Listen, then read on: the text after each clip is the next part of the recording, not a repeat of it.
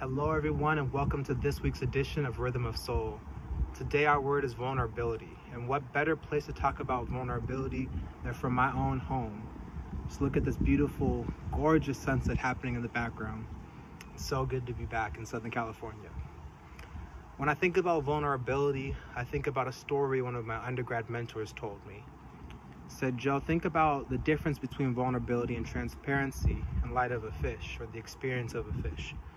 See, transparency is swimming in your own tank and inviting others to look in, but not necessarily jump into the water with you. That way they can have sympathy towards you from a distance, kind of like a Heisman pose. Whereas vulnerability is inviting other people to be in the tank with you, to get wet, to swim around, to have true compassion towards you, to suffer with you, to experience what you're experiencing and walk with you, to journey with you. So friends, I invite you to have the courage to be vulnerable with one another as you're able, to continue to invite others to journey with you. Because the reality is we're very interconnected. We're not necessarily a bunch of isolated silos, a bunch of little tanks in a mega PetSmart called the world. Or rather, our oceans are interconnected.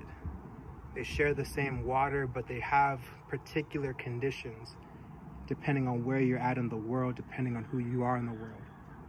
So let's continue to be courageous and journey with one another. Today, I'll be preaching from the drum set, playing a backing track in a gospel style. Very challenging, shedding kind of track, at least I made it that way.